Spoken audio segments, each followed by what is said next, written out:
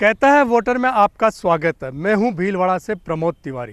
Textile city Bhilwara 9 crore metre कपड़ा प्रतिमा बनाकर 20,000 करोड़ रुपए से ज़्यादा के सालाना कारोबार वाले भीलवाड़ा का राजस्थान और मेवाड़ की कांग्रेस और भारतीय जनता पार्टी की राजनीति में महत्वपूर्ण स्थान रहा है। वैसे तो 1952 के चुनाव में जिनकी वजह से आज़ादी मिली थी, जिन्होंने भीलवाड़ा में आज़ादी का पहला झंडा फहराया था, स्वर्गीय रमेश चंद व्यास, वो चुनाव हार गए थे। केवल रमेश चंद व्यास ही नहीं, राजस्थान के प्रमुख स्वाधीनता सेनानी, संयुक्त राजस्थान के प्रथम प्रधानमंत्री माणिक्यलाल वर्मा भी चित्तौड़गढ़ से चुनाव हार चुके थे। अब तक हुए चुनाव में 9 बार कांग्रेस को तो 4 बार भारतीय जनता पार्टी को, राम राज्य परिषद, बीएलडी, जनता दल और जनसंघ को एक बार यहां से सफलता मिली है। कहता वोटर कार्यक्रम में हम भीलवाड़ा के लोगों की राय जानते हैं कि वो क्या कहते हैं आगामी लोकसभा चुनाव को लेकर। कांग्रेस के लिए आम जनता वोट देना चाह रही है, क्योंकि अभी विकास नहीं कर पा रही बीजेपी। हर आदमी मानसिक बना के कांग्रेस वापस आनी चाहिए, एमपी कांग्रेस का बनना चाहिए, ये राय है आम जनता की। क्यों विकास ये चुनाव किन मुद्दों पर लड़ा जा रहा है? विकास, राष्ट्रवाद या सर्जिकल स्ट्राइक, किन मुद्दों पर लड़ा जा रहा है? ये चुनाव एक तो विकास, एक कि वो उसके भी हो रहा है कि वो तो उनका काम है, स्ट्राइक करना चाहिए, आतंक मारना चाहिए, ये काम है। तो कांग्रेस टाइम भी काम हुआ था। ये तो इस बार जो चुनाव लड़ा जा रहा है ये राष्ट्रवाद पे लड़ा जा रहा है, विकास के मुद्दे पे लड़ा जा रहा है। कांग्रेस के मुद्दे अलग है, भारतीय जनता पार्टी के मुद्दे अलग है। आज जैसे कि अपन देखते हैं, मोदी जी ने एयर स्ट्राइक की। एयर स्ट्राइक के बाद पहले लोग कहते थे यार चुनाव में क्या होता है, पर एयर स्ट्राइक के बाद एक वातावरण चेंज हो गया। कांग्रेस का मैनिफेस्टो में भी जिस तरह से उन्होंने कहा है कि हम राष्ट्रवाद के खिलाफ हम ये करेंगे, वो करेंगे, कश्मीर से सेना हटाएंगे, तो लोगों में एक आक्रोश है। पिछले विधानसभा चुनाव में भी हमने यहाँ देखा है कि भीलवाड़ा, जो कि जैसा कि शहर रहा है कि कांग्रेस की यहाँ जमानत जब्त हुई है, शाहपुरा में भी कांग्रेस की जमानत जब्त हुई है। इस तरीके से देखते हुए लगता है, मुझको ऐसा लगता है कि ये चुनाव छोटा चुनाव नहीं है। सांसद की सादगी सबसे मिलते हैं, मरण मौत में जाते हैं, शादी में जाते हैं। क्या इन्हीं मुद्दों पर इस बार भीलवाड़ा का लोकसभा चुनाव लड़ा जाएगा? क्योंकि भारतीय जनता पार्टी ने एक बार फिर चुनावी समर में सांसद सुभाष बेड़िया को उतारा है। हमारे को ऐसा जनप्रतिनिधि चाहिए जो जिले की, लोकसभा क्षेत्र की आवाज़ को लोकसभा में उठा सके, संसद में उठा सके, नीति निर्धारण में अपनी भूमिका निभा सके और जो मूलभूत सुविधाएं जो रह चुकी है उनको अग्रसर हो सके। विकास की ये गति जो मंथर चल रही है वो गतिमान हो सके। उसके लिए ऐसा चाहिए जनप्रतिनिधि जो काम करने का संकल्प लेकर के आए और काम करने का जिसमें जज्बा हो और जिसने काम करके इस जनता को दिखाया हो। सहजता, सरलता है, अपने घर बैठिए आप और जनता के जो सामाजिक काम है वो करिए। जैसे ये पता हो कि ये जिला किस दिशा में जाना चाहिए, इसका विकास किस रूप में। इस बार लोकसभा चुनाव में कौन से मुद्दे उभर कर आ रहे हैं? किस आधार पर जनता वोट करेगी? मेरे साथी कह रहे थे कि एयर स्ट्राइक ठीक है। देश की एयर स्ट्राइक हम इस स्थिति में कैसे आ पाए? किन सरकारों ने ये स्थिति पैदा करी कि आज हम पाकिस्तान में एयर स्ट्राइक कर सके? क्या देश आज़ाद हुआ तब हम इस स्थिति में थे? इस बार नोटबंदी इनको बाहर कर देगी। नोटबंदी क्या वास्तव में क्या भारतीय जनता पार्टी को बाहर करने वाली है? भीलवाड़ा में 50,000 लोगों का पलायन हुआ, इस तरह की बात आ रही है। देखिए, भीलवाड़ा से पलायन का कोई प्रश्न ही नहीं उठता है, क्योंकि आज भी जितना यहाँ उत्पादन होता था उतना उत्पादन आज भी यहाँ हो रहा है, इसलिए पलायन का कोई प्रश्न नहीं है। कारीगर जिस तरह से काम कर रहा था, हाँ, पलायन की कमी का कारण एक ये हो सकता है कि इस समय अति आधुनिक मशीनों का यहाँ पे स्थापना हुई है, जिसकी वजह से मजदूरों की जरूरत कम। रोजगार घटा है क्या? घटा नहीं है, बढ़ा है। उसके एवज में उसको दूसरा काम मिला है। ये जरूर है कि यहाँ पे प्रोडक्शन 9 करोड़ मीटर महीना था और आज भी है। और जहाँ तक सवाल है कि व्यापार जीएसटी के बिना नहीं सुधरता और ख़त्म हो जाता है, क्योंकि व्यापार 2 नंबर के कामों में जा रहा था। उसको 1 नंबर के काम में करने के लिए, उसको रिकॉर्ड पे लाने के लिए, उसकी सांख्यिकी उपयोगिता के लिए जीएसटी लगाना उसके ऊपर आवश्यकता था। हाँ, आज 50 साल पहले से जीएसटी कपड़े पर नहीं था, पर कपड़े पर 5% जीएसटी है, उसके सामने उसकी कोई वैल्यू नहीं है, और वो भी वापस आईटीसी में क्रेडिट होता है। आदमी को अपनी आदतों के ऊपर कंट्रोल करना पड़ेगा। हम व्यापार के अंदर अपनी आदतों से मजबूर होते जा रहे हैं कि हमारे को जीएसटी नहीं लगना चाहिए। उसके फायदे या नुकसान नहीं देगा। नोटबंदी और जीएसटी ये कहने का कोई मुद्दा नहीं रहेगा, मुद्दा विकास रहेगा, राष्ट्रवाद रहेगा। आप क्या मानते हैं? आज आप देखिए कई फैक्ट्रियां बंद पड़ी हैं, आप खुद जाके देखिए कई फैक्ट्रियों के ताले लगे हुए हैं, जो जीएसटी के कारण लगे हुए हैं, नोटबंदी की वजह से लगे हुए हैं। उनको तनख्वाह नहीं मिली उस समय, जो कई मजदूर पलायन कर चुके हैं। बिहार में आज यहाँ देखिए, बिहार का कोई मजदूर अभी यहाँ बहुत कम लोग हैं। और रही बात, कांग्रेस हमेशा विकास के नाम पे वोट मांगती है, विकास के लिए ही हम काम करते हैं। लोकसभा चुनाव में कौन से मुद्दे उभर कर आएंगे इस बार? मेन मतलब क्या है, भीलवाड़ा का विकास ही मुद्दा रहना चाहिए, क्योंकि जो मतलब ऐसा है, हम ये सोचें कि भीलवाड़ा के साथ साथ राज्य और देश कैसे विकास का मतलब कर सकता है। तो हमारा सांसद ऐसा हो कि भीलवाड़ा के विकास के साथ राष्ट्र की भी सोचे। जैसे अभी एयर स्ट्रिप है, जैसे नेशनल हाईवे का मतलब जैसे आपका भीलवाड़ा से लेके ब्यावर का काम लास्ट 3 साल से मतलब नहीं हो पाया। तो इस तरह के विकास के मुद्दे पे जो सांसद मतलब ऐसा है लोकसभा में रह के भीलवाड़ा जिले का विकास कर सके और साथ के साथ जो राष्ट्र हित में भी जो काम कर सके, वही सांसद चुना जाना चाहिए। कौन से लोकसभा चुनाव में मुद्दे उभर कर आएंगे? विकास आएगा, राष्ट्रवाद आएगा? यहाँ के सांसद का दावा का मेडिकल कॉलेज उन्होंने खुलाया, चंबल का पानी बोला है, रेलवे का इलेक्ट्रिफिकेशन उनके टाइम में हुआ है। नहीं, ऐसा है, जो राष्ट्र का विकास तो होना ही चाहिए और भीलवाड़े के विकास के लिए भी सोचना चाहिए। यही एक मुद्दा होना चाहिए आदमी को। नोटबंदी और जीएसटी मुद्दा उभरेगा, विकास उभरेगा, राष्ट्रवाद उभरेगा, या मोदी लहर मानते हैं? नोटबंदी और जीएसटी ये देश का नासूर है। आज भीलवाड़े के अंदर आप अखबार के माध्यम से भी जानकारी मिलती है कि रियल इस्टेट का एक बंदा यहाँ से अपहरण कर लिया गया। तो इस जीएसटी ने जो रियल इस्टेट की, इंफ्रास्ट्रक्चर की, सिंथेटिक की, व्यापारियों की, उद्योगपतियों की जो हालत पतली की है, वो कलंकनीय इतिहास, तारीख गवाह रहेगी, इतिहास गवाह रहेगा कि नरेंद्र जी मोदी ने बिना सोचे समझे एक नीति का निर्धारण कर इस देश को उल्टी धारा के अंदर ढकेल दिया और देश की जनता इस नीति के लिए माननीय नरेंद्र जी मोदी को कभी माफ़ नहीं करेगी। और बात करते हैं कि किस तरह के मुद्दे इस बार लोकसभा चुनाव में, क्योंकि अब तो दोनों उम्मीदवार भी डिक्लेयर कर चुकी, भारतीय जनता पार्टी और कांग्रेस, कौन से मुद्दे उभर कर आएंगे इस बार चुनाव में? कांग्रेस का तो हमेशा से यही मुद्दा रहा है कि विकास हो शहर का, जिले का। पिछले 5 साल से बेड़िया साहब ने क्या किया ये सबको पता। महिलाओं की सुरक्षा को ले लो, चाहे कोई भी तरह की सुरक्षा के नाम पे कुछ भी नहीं है। 5 साल में बेड़िया जी एक महिला पॉलिटेक्निक कॉलेज या महिला इंजीनियरिंग कॉलेज का सैंक्शन करा के नहीं लाए। आज भीलवाड़ा जिले की महिलाएं जयपुर, दिल्ली तक जा रही है। क्या विकास इसी है कि अगर कांग्रेस सरकार आती है तो महिलाओं को प्रायोरिटी रहेगी? विकास को लेकर जो भी बातें हो रही है, लेकिन खास करके महिलाओं का कोई उत्थान नहीं हो पा रहा है। अभी भी महिलाएं बहुत ज़्यादा दबी हुई हैं। जहाँ पे भी गवर्नमेंट की नौकरियों की निकलती है तो वहाँ पे उनकी आयु सीमा बंधी हुई है, और जो महिलाएं शादी कर लेती है उसके बाद में पढ़ाइयाँ करती है, तो जब तक उनकी एज काफ़ी कम हो जाती है। तो जो भी सरकार आती है, मेरा उनसे निवेदन है कि कम से कम महिलाओं को इतनी उम्र मिले ताकि वो गवर्नमेंट में जॉब कर सके। और उसके अलावा जनरल की बहुत ज़्यादा हाई लेवल पे मेरिट जाती है, जिसकी वजह से महिलाओं को जॉब नहीं मिल पाती है। ज़्यादातर ST SC OBC में इनमें चला जाता है। तो गवर्नमेंट को कुछ ऐसा निकालना चाहिए कि जिससे महिलाओं को थोड़ा बहुत रोजगार तो मिल सके, ताकि वो अपनी फैमिली के साथ में अपने घर परिवार को आगे बढ़ा सके। आप बताइए, आप मजदूर क्षेत्र में काम करते हैं, ये जो सरकार थी इसके जो श्रम मंत्री थे, क्या उन्होंने श्रमिकों के लिए कुछ किया था पहले? मैं 50 साल से इस क्षेत्र में काम कर रहा हूं, मजदूर क्षेत्र में। मैं बहुत साफ बताना चाहता हूं कि अभी संतोष जी गंगवार श्रम मंत्री भारत सरकार में है। इससे पहले बंगारू दत्तात्रेय जी श्रम मंत्री हुआ करते थे। उन बंगारू दत्तात्रेय जी भारतीय मजदूर संघ से जुड़े हुए थे और उन्होंने देश के मजदूरों के लिए जो योजनाएं शुरू की लाना, उससे हिंदुस्तान के बड़े बड़े पूंजीपति घबरा गए थे और उनके होश फाख्ता हो गए थे। उन्होंने मोदी जी से जाके कहा कि इसको हटा दीजिए, नहीं तो ये हमें रसातल में पूछा देगा या बंगारू दत्तात्रेय श्रम मंत्री भारत सरकार का। और 1 मिनट नहीं लगई और उस आदमी को उन्होंने रफू चक्कर कर दिया, मिनिस्ट्री से हटा दिया। और मजदूर को जिस तरह की स्थितियों में पैदा की है, जीएसटी, नोटबंदी और जीएसटी की हम बातें कर रहे हैं। यहाँ के भीलवाड़ा जिले के कई कारखाने बंद हो चुके हैं, फैक्ट्री बंद हो चुकी। बिहार यूपी के मजदूर, बाहर के मजदूर पलायन कर चुके हैं यहाँ से, और इतनी स्थिति कभी नहीं हुई इन मजदूरों की जिस तरह की स्थिति हुई है। मजदूरों की स्थिति खराब हुई है, लोग पलायन कर रहे हैं, फैक्ट्री बंद हो रही है। श्रम मंत्री जो श्रमिक हितों की बात करते थे, भारतीय मजदूर संघ से आए, उनको बदल दिया गया, इस तरह की बात आ रही है। कौन से मुद्दे उभर कर आएंगे? देखिए, मजदूरों का जहाँ तक पलायन करने का सवाल है, जिग्नेश मेवाणी जैसे गुंडों की वजह से मजदूर एक जगह से दूसरी जगह पलायन कर रहे हैं। इंडस्ट्री या जीएसटी की वजह से मजदूर पलायन नहीं कर रहे हैं। जो कुछ लोग क्षेत्रवाद के चक्कर में राजनीति करते हैं अपनी, उस चक्कर में ये मजदूर पलायन कर रहे हैं। इंडस्ट्रीज की ग्रोथ का आधार क्या है? GDP लगातार बढ़ रही है। किसने कहा इंडस्ट्री पलायन कर रही है? आप एक बताइए, एक भी इंडस्ट्री यहाँ से पलायन नहीं की है, और इंडस्ट्री लगातार आ रही है हर जगह से।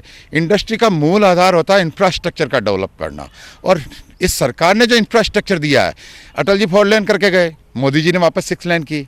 अटल जी ब्रॉडगेज करके गए, हमने वापस यहाँ पे इलेक्ट्रिसिटी की है। कहाँ से? वो इंडस्ट्री के लिए जो मेन चीज़ होती है इंफ्रास्ट्रक्चर्स, वो हम यहाँ पे उपलब्ध करा रहे हैं, और उसी वजह से इंडस्ट्रीज यहाँ पे आ रही है। आप सोचते हैं इस बार लोकसभा चुनाव में केवल विकास ही मुद्दा रहेगा और कोई मुद्दे उभर कर आएंगे? देखिए, विकास एक दूरी है।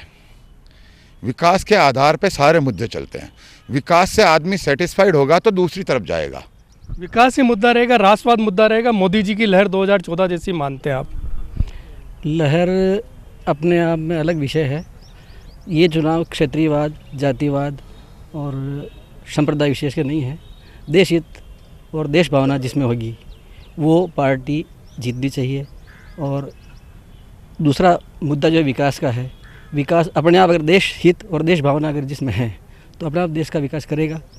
क्षेत्रीयवाद का कोई प्रश्न नहीं है, पार्टी को विशेष महत्व नहीं दिया जाएगा इसमें। केवल विकास ही एक मुद्दा उभर कर आएगा इस बार लोकसभा चुनाव में? जी देखिए कि मैं एक युवा हूँ और युवा की तरफ से बात करना चाहता हूँ। आज का जो युवा है उसकी सोच ये है कि उसको 1 क्लिक पे हर चीज़ चाहिए, डेस्कटॉप पे जो चीज़ देखिए वो 1 क्लिक चाहिए। और आदरणीय प्रधानमंत्री नरेंद्र मोदी जी ने जैसे कि वो कहते हैं कि जिस चीज़ का उद्घाटन शिलान्यास में करता हूँ उसका उद्घाटन भी मैं ही करता हूँ। वो 1 क्लिक पे काम करते हैं। जैसे एयर स्ट्राइक ले लीजिए आप, नोटबंदी लीजिए, उन्होंने जो लोग कहते हैं उन्होंने सोचा नहीं, उन्होंने पूरा सोच समझ के जो काम करना था वो पूरा किया है। और आजकल के युवाओं के हिसाब से वो काम कर रहे हैं, तुरंत एक्शन लेते हैं हर मामले में। जैसे पाकिस्तान के ऊपर एयर स्ट्राइक करना हो गया, पहले सर्जिकल स्ट्राइक की, म्यांमार में जाके जैसे सर्जिकल स्ट्राइक की है, और अभी लेटेस्ट जो टेक्नोलॉजी के हिसाब से स्पेस में जो उन्होंने सर्जिकल स्ट्राइक की है। ऐसे जो तुरंत फैसला लेते हैं युवा इसी रूप में प्रभावित हो मोदी जी को वोट देंगे।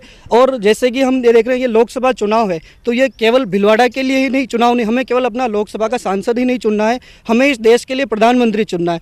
आपका क्या कहना है? देश के लिए प्रधानमंत्री चुनना है और देश के लिए हित के लिए जो हित देश को चला सके उस लेवल का प्रधानमंत्री चाहिए देश को। उसके लिए सांसद उसी लेवल के चाहिए। देश के मुद्दे उभर कर आएंगे, वही मुद्दे लोकसभा भीलवाड़ा में भी आएंगे। आपका क्या कहना है, कौन से मुद्दे उभर कर आएंगे इस बार लोकसभा चुनाव में? मोदी जी की लहर है, विकास है, राष्ट्रवाद है, या और कुछ निकल कर आएगा? कांग्रेस ने भी एक ऐसा विकास पुरुष को यहाँ से टिकट दिया है जिसका भीलवाड़ा शहरवासी जानते हैं कि अल्पकालीन समय में भी इस यूआईटी में रह करके उन्होंने जो विकास के काम इस शहर में किए हैं वो सर्वविदित है। रहा सवाल भाजपा के प्रत्याशी का, मैं आपसे कहना चाहता हूँ वो 2 बार सांसद रहे, 1 बार विधायक रहे। मिलनसार हो सकते हैं, मीठा बोल सकते हैं, लेकिन काम के परफॉर्मेंस के मामले में मैं उनको बिल्कुल जीरो मानता हूँ। इस भीलवाड़े के लिए उनकी कोई उपलब्धि नहीं है। और तो और आपको याद होगा कल उन्होंने जो एक आदर्श गांव एक गोद लिया था उसके बारे में भी लोगों ने यहाँ पर सूचना केंद्र के ऊपर ज़बरदस्त प्रदर्शन किया। और ऐसी सर्जिकल स्ट्राइकों के बारे में मेरे एक भाई ने भी यहाँ पर कहा है, एयर स्ट्राइक और सर्जिकल स्ट्राइकों के बारे में। ऐसे तो मनमोहन सिंह जी के टाइम एक बार नहीं सैकड़ों बार हो गई, लेकिन कभी हमने उसका प्रदर्शन नहीं किया। सुभाष जी बहेड़िया भीलवाड़ा के लिए बिल्कुल भागीरथ उतर के आए हैं, चंबल ले आए, ठीक है। उसके बाद में उन्होंने इतना विकास किया भीलवाड़ा के लिए जिसकी कोई सीमा नहीं है। भीलवाड़ा के अंदर यहाँ से माननीय रेल मंत्री जी रहे, ठीक है, वो यहाँ 10-12 ट्रेनें चलती थी, अभी ट्रेनें चलती है 56, ठीक है। सेकेंड एंट्री गेट जो बहुत ज़्यादा जरूरत थी भीलवाड़ा के लिए वो सुभाष जी बहेड़िया लेके आए, ठीक है। रेल मंत्री जी यहाँ रहे लेकिन वो कुछ नहीं कर पाए। सामान्य मानवी के मन में ये है कि रेल में इतना विकास किया है, आज चारों दिशा के अंदर भीलवाड़ा से रेल जाती है, जम्मू जा रही है, उधर कामाख्या जा रही है, अयोध्या जा रही है, चेन्नई जा रही है, रामेश्वरम जा रही है, बीकानेर जा रही है। और क्या चाहिए भीलवाड़ा को? और भीलवाड़ा टेक्सटाइल सिटी है जहां से व्यापारी इतने आएंगे बाहर से, तो ये तो सोच उनकी ऐसी है कि जीरो से हीरो बन जाए, ठीक है। कहता है वोटर कार्यक्रम में टेक्सटाइल सिटी भीलवाड़ा के और वोटर से बात करते हैं कि इस बार कौन से मुद्दे चुनाव में उभर कर आएंगे, विकास रहेगा, राष्ट्रवाद रहेगा, या मोदी जी की लहर मानते हैं आप? पिछली बार जब 2014 के अंदर भारतीय जनता पार्टी लोकसभा का चुनाव लड़ने आई थी तो उन्होंने मैनिफेस्टो भी दिया था और विकास के नाम पे चुनाव लड़ा गया था। लेकिन जब 5 साल के बाद हम देखते हैं तो विकास की उपलब्धियों के नाम पे वो कुछ भी नहीं है। उन्होंने जो भी नीतियां बनाई, चाहे नोटबंदी की थी, जीएसटी की दी, वो पूरा फेलियर था सिस्टम। इसलिए अब उसको बचाने के लिए छद्म राष्ट्रवाद का सहारा ले रहे हैं, किसी प्रकार जनता की आंखों में वापस धूल झोंक सकें और किसी तरह अपनी नुमाइंदगी को सुनिश्चित किया जा सके। और जहां तक लोकल सांसद साहब का प्रश्न है, मैं कहना चाहूँगा कि भीलवाड़ा की पहचान हमारी टेक्सटाइल सिटी के रूप में पहचान है, लेकिन वो खुद उद्योगपति हैं, टेक्सटाइल इंडस्ट्री को वो एक अच्छा स्ट्रक्चर नहीं दे सके। कौन से लोकसभा चुनाव में मुद्दे उभर कर आएंगे इस बार लोकसभा चुनाव? ये लोकसभा का चुनाव है, इसमें राष्ट्रीय और क्षेत्रीय दोनों ही मुद्दे रहेंगे। राष्ट्रीय मुद्दों में मोदी ने जो सबसे पहले नोटबंदी करी, उसके बाद जीएसटी लगा दी, उसके बाद कोई नौकरियां नहीं दी, कांग्रेस इसको और पूरी जनता जो भारत देश की इससे त्रस्त है उसके खिलाफ पूरी जनता का मानस है। बेरोज़गारी और किसान के मुद्दे के अलावा मूल रूप से विकास का मुद्दा है और एकता और अखंडता का मुद्दा है। इसके अलावा देश की सुरक्षा का मुद्दा है। ये सारे मुद्दे इस तरह के हैं कि दलगत राजनीति से ऊपर उठकर भी व्यक्ति को एक बार इस सब के लिए सोचना पड़ेगा और जो व्यक्ति इन सब के लिए काम करता है उसी को अपना मत देना। जो व्यक्ति विकास की बात करेगा, देश की एकता अखंडता की बात करेगा, क्या यही मुद्दे ऊपर कर आएंगे इस बार लोकसभा चुनाव में? विकास का मुद्दा तो हमेशा सर्वोपरि रहा ही है, पर आजकल विकास के साथ चुनाव में जातिवाद, धार्मिक भावना और शासन की उपलब्धियों को भी लेकर के आदमी वोट देता है। जहाँ तक विकास का सवाल है, दोनों सरकारों को से पिछली सरकार के समय सांसद जब यहाँ जोशी जी थे, सीपी जोशी जी, उन्होंने भी काफ़ी विकास किया। इस 5 साल के शासन में भी उस विकास को आगे गति दी गई थी। अब उस विकास को पूरा करने का भी श्रेय इस सरकार में आया। जैसे पानी का मुद्दा था, पिछली सरकार ने पानी के लिए उन्होंने सीपी जोशी जी ने बजट सेंक्शन कराया, तो इस सरकार ने उस पानी को जिले तक पहुँचाया है। रेलवे लाइन का जहाँ तक सवाल है, रेलवे लाइन जहाँ हुई तो रेलवे लाइन का उद्योगीकरण इसमें हुआ है। भीलवाड़ा शहर में बहुत बड़ी काफ़ी समय से लंबित योजना सीवरेज लाइन की थी, जो इस सरकार ने उसको पूरी की है। तो विकास दोनों समय हुआ है। अब दोनों समय के विकास के साथ साथ अब इन मुद्दों पे कि सरकार के उपलब्धियों को कौन कितना भुना सकता है और जनता को कौन अपने कितने पक्ष में जातिवाद पे कर सकता है, ये इस चुनाव में सबसे रोचक मुद्दा है। अगले लोकसभा चुनाव में कौन से मुद्दे उभर कर आएंगे? मोदी लहर मानते हैं आप, विकास मुद्दा, राष्ट्रवाद मुद्दा या कोई और मुद्दे हैं? ये चुनाव किसी मुद्दों पे और जुमलों पे नहीं लड़ा जाएगा। ये चुनाव सिद्धांतों और पार्टियों की नीति से लड़ा जाएगा। और जो कांग्रेस ने अभी घोषणा पत्र जारी किया है, उसके बाद तो विपक्ष में यानी कि जो विरोधी पार्टी है भारतीय जनता पार्टी, उसमें खलबली मची हुई है, क्योंकि सारे के सारे मुद्दे ऐसे रखे हैं जो जनता के गले उतर रहे हैं। और ये राष्ट्रवाद का मुद्दा और दूसरे जो मुद्दे, सर्जिकल स्ट्राइक, ये कोई मुद्दे नहीं है। ये चुनाव जो लड़ा जाएगा वो मुद्दों और नीतियों पर लड़ा जाएगा। विकास तो दोनों समय में हुआ, भारतीय जनता पार्टी और जैसा हमारे दर्शक कह रहे थे, और कांग्रेस के समय में कौन क्षेत्रवाद और जातिवाद को भुना सकता है? क्या इस तरह के मुद्दे ऊपर कर आएंगे इस बार लोकसभा चुनाव? इस तरह के मुद्दे उभारने का प्रयास किया जा रहा है, लेकिन होगा नहीं। इसका कारण ये है कि पिछले 2014 के चुनाव में बीजेपी ने अपना मैनिफेस्टो चुनाव से एक दिन पहले घोषित किया था, और कांग्रेस ने पहले भी बहुत पहले घोषित किया और अभी भी कर चुकी है। मैनिफेस्टो जो घोषित किया है कांग्रेस ने, वो आम जनता की सोच की भावना को प्रदर्शित करता है। उसमें उन्होंने कहा है कि 12,000 मिनिमम जो होगा उसमें 6,000 रुपये हम मिलाएंगे, एक परिवार को 3,60,000 रुपये दिया जाएगा। दूसरा उन्होंने कहा कि 22.5 लाख जो कर्मचारी जिनके पद खाली है केंद्र में, वो 2020 मार्च तक भरे जाएंगे। ये भी एक बहुत बड़ी बात है। इसलिए विकास मुद्दा रहेगा। लोग बेरोजगार है, नोटबंदी और जीएसटी के कारण ये फायदा कांग्रेस को मिलेगा। पिछली बार अगर सरकार थी यूपी 1 और 2 में, और अगर 6,000 रुपये उस समय दे देते तो आज न्याय की जरूरत नहीं पड़ती, इस तरह इन लोगों का कहना है। ऐसा समय की मांग के अनुसार सब कदम उठाए जाते हैं। और जहाँ तक मोदी जी ने कहा था कि काला धन लाऊंगा और 15-15 लाख रुपए सबके खाते में आएंगे, तो किसी के आए क्या? 5 पैसा तक नहीं आया। ऐसा प्रधानमंत्री जो युवाओं को रोजगार दे, जैसी हालत भीलवाड़ा शहर में हो रही है श्रमिकों की। आज भीलवाड़ा से फैक्ट्रियाँ बंद हो चुकी है, हजारों श्रमिक यहाँ से भाग चुके हैं और भूखे मरने की नौबत आ रही है, खाने बंद हो चुकी है।